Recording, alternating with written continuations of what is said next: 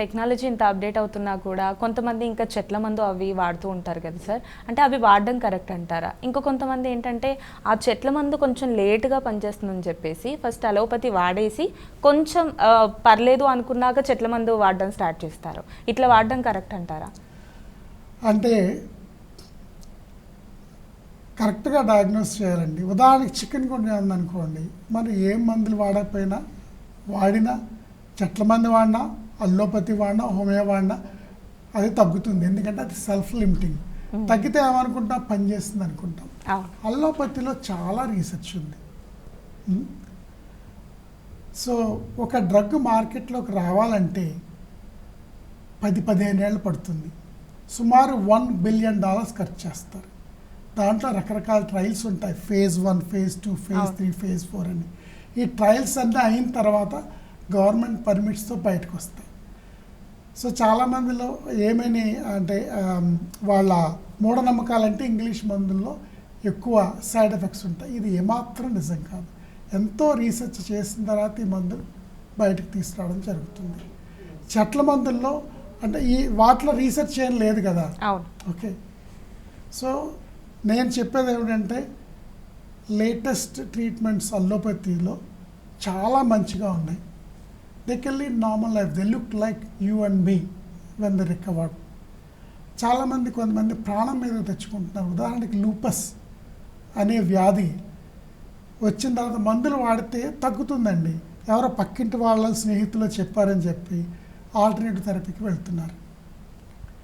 సడన్గా మందులు ఆపేసరికి ఏమవుతుంది, ఇన్ఫ్లమేషన్ బాడీలో ఒక సునామీలా వచ్చేసి వాళ్ళు ప్రాణాపాయ స్థితిలో మా దగ్గరికి వస్తారు. ఒకసారి వెంటిలేటర్ లాంటి పెట్టాల్సి వస్తుంది.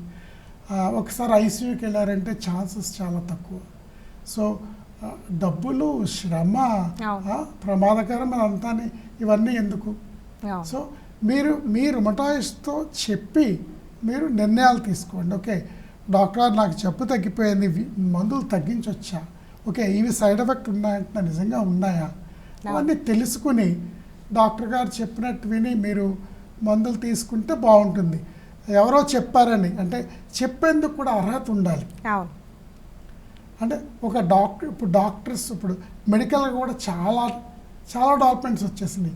రుమటాలజీ గురించి ఒక ఆర్థోపెడిక్ డాక్టర్, న్యూరాలజిస్ట్, కార్డియాలజిస్ట్ చెప్పలేరు. సో రుమటాలజీ ప్రాబ్లంలో రుమటాలజిస్ట్ దగ్గరికి వెళ్ళే మీ వ్యాధిని నివృత్తి గురించి అనుమానాలు ఉంటే తేల్చుకోవాలి తప్పితే పక్కింటి వాళ్ళని, స్నేహితుల్ని, చుట్టాలని వాళ్ళ మీద మాత్రం నమ్మొద్దు. ఈ చెప్పుడు మాటలు, ఉచిత సలహాలు వింటే నష్టపోయేది ఎవరంటే మన పేషెంట్స్. సోరియాసిస్ లాంటివి మనకి కనిపిస్తూ ఉంటాయి. సో దీనివల్ల మనం దాన్ని రికగ్నైజ్ చేయొచ్చు అని చెప్పారు కదా. అంటే ఆర్థరైటిస్ వల్లే ఈ సోరియాసిస్ అనేవి వచ్చే ఛాన్సెస్ ఉంటాయా? లేదండి, సోరియాసిస్ ఉన్న వాళ్ళలో కొంతమందిలో ఆర్థరైటిస్ వస్తే దాన్ని సోరియాటిక్ ఆర్థరైటిస్ అంటారు. చాలామందిలో స్కిన్ ముందు వచ్చి తర్వాత జాయింట్స్కి వెళ్తుంది. కానీ అరౌండ్ 2/3 ఆఫ్ పేషెంట్స్లో 1/3 ఆఫ్ ద పేషెంట్స్ 100కి అంటే 33% జాయింట్స్ వచ్చిన తర్వాత స్కిన్ ఎఫెక్ట్ అవుతుందన్నమాట. సో సోరియాటిక్ ఆర్థరైటిస్లో కూడా ఒక్కొక్కసారి మనకి డౌట్ వస్తుంది. చూడడానికేమో కీళ్ళ నొప్పులు, వాపులు, రుమటాయిడ్లా ఉంటుంది. కానీ సోరియాటిక్ ఆర్థరైటిస్ అని మన వ్యాధి అలా నిర్ధారించవచ్చు అంటే ఫ్యామిలీ హిస్టరీ. సో ఆ పేషెంట్లో స్కిన్ లక్షణాలు ఉండకపోవచ్చు. వాళ్ళ ఫ్యామిలీలో ఎవరికన్నా ఈ స్కిన్ ప్రాబ్లమ్స్ ఉన్నాయా, నెయిల్ చేంజెస్ ఉన్నాయా, లేకపోతే నడుం నొప్పి, సోరియాటిక్ ఆర్థరైటిస్ స్పైన్ కూడా ఎఫెక్ట్ అవుతుంది, నెక్, లోయర్ బ్యాక్ కూడా. సో ఫ్యామిలీ హిస్టరీని బట్టి కూడా మనం సోరియాటిక్ ఆర్థరైటిస్ ఉందని మనం డౌట్ పడవచ్చు. టెస్టులు చేసి మనం అది ఏ వ్యాధి అనేది నిర్ధారించవచ్చు. ఓకే, అంటే వీళ్ళందరూ కూడా ఎట్లాంటి ఫుడ్ తీసుకుంటే మంచిది సార్? ఏ ఫుడ్ అవాయిడ్ చేస్తే బాగుంటుంది? ఇంతకుముందు మనం కవర్ చేసామండి ఈ ప్రశ్న.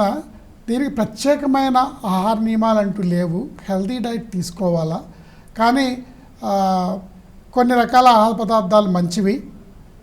ఉదాహరణకి మనందరికీ తెలుసు డ్రై ఫ్రూట్స్. ఉదాహరణకి వాల్నట్స్, ఈ ఒమేగా ఫ్యాటీ యాసిడ్స్ ఎక్కువ ఉండే వాల్నట్స్ కానీ, లేకపోతే సీ ఫుడ్ కానీ ఇలాంటివి. అలాగే vitamin C rich foods like నిమ్మకాయ, ఉసిరి, ఇది మన ఇమ్యూన్ బూస్టర్స్ అంటాంగా.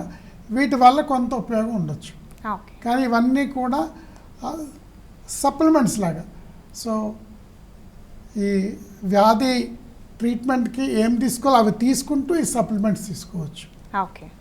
సో మీరు చెప్పినట్టు ఆర్థరైటిస్ అనేది చాలా రకాలుగా ఉంటుంది, చాలా పెద్ద టాపిక్ కూడా సార్. బట్ ఈరోజు చాలా డీటెయిల్గా తెలియజేశారు, అంటే చాలామందికి తెలియని అనుమానాలు కూడా మీరు చాలా క్లియర్గా చెప్పారు. Thank you so much. Next week ఇంకా క్లియర్గా మాట్లాడుకుందాం మనం. Thank you sir. థ్యాంక్స్ అమ్మా, థ్యాంక్ యూ వెరీ మచ్.